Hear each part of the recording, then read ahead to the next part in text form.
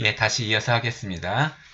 지금같이 책상 위에 물체가 있는 경우에 그때 그 힘의 작용 반작용에 대해서 다시 잠깐 좀 얘기를 보도록 하면은 그림을 찾아보도록 하죠.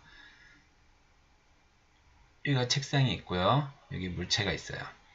그럼 아까 말한 것처럼 이제 지구가 여기 있으면 물체 작용하는 힘이 지구가 잡아당기는 중력이 있죠. 그 다음에 물체가 지구를 잡아당기는 이 중력.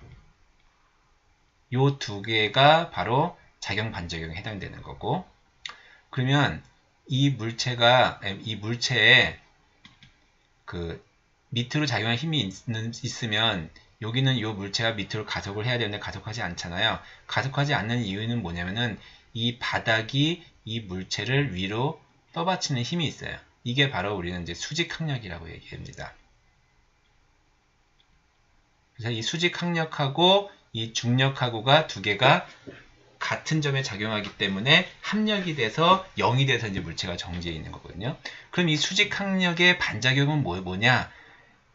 이거는 책상이 물체를 위로 올리는 거거든요. 그러면 반대는 책상이 물체를 밑으로 누르는. 그래서 이 물체가 이 책상을 아래로 누르는 힘 있죠. 이 힘하고 수직항력하고 그 작용 반작용이 되는 겁니다. 그래서 수직항력은 물체가 받는 거고요. 이 물체가 누르는 힘은 책상이 받는 힘이 되는 거죠. 이렇게 돼서 그 수직항력과 또 어떤 물체에 작용하는 힘들이 서로 합력이 되는 경우와 작용 반작용이 되는 경우 그 두 경우를 구분해서 볼 필요가 있습니다. 자, 그 다음에 그 뉴턴 법칙을 이제 응용을 해가지고 물체의 운동을 해석해야 되는데, 그러려면 작용하는 힘들이 뭔지를 찾아야 되거든요. 그래서 자유물체도라고 이제 여기 적혀 있는데, 자유물체도라는 게 뭐냐면은 물체에 작용하는 힘을 간단하게 표시해 주는 건데, 사실은 물체를요, 점으로 표시하면 제일 쉬워요. 그래서 그 크기가 없는 거라고 이제 고려해 주면 되는 겁니다. 그래서 뭐 예를 들어서 이런 전등에 달려있는 이런 샹들레 같은 경우는 당연히 중력작용 해야죠.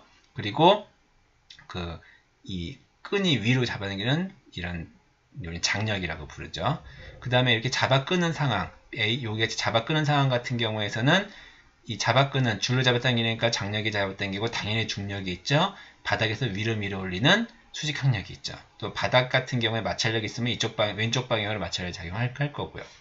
손으로 책상을 누를 때는 여기 책상에 있는 이 점을 기준으로 해서 내리 누르는 힘이 있고, 그 다음에 당연히 중력이 있고요. 그 다음에 바닥에 위로 밀어 올리는 수직항력. 그게 이제 이 책상에 작용한다는 거죠. 그래서 우리는 여러 가지 문제를 이제 적용해가지고 푸는 상황을 이제 만들어야 됩니다. 그래서 먼저 여기 있는 이 도르래 문제 상황을 가지고 설명을 좀 해보도록 하겠습니다.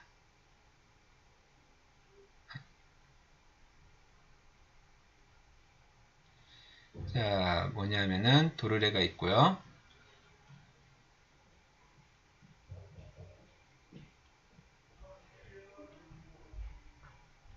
물체가 이렇게 두 개가 있습니다. 그리고 스몰 m1, 스몰 m2가 되는 거죠. 그래서 요거의 질량이 m1, m2가 되는 겁니다. m2가 더 커서 이쪽 방향으로 가속도 a를 가지고 가속하는 상황을 나타내 주는 겁니다.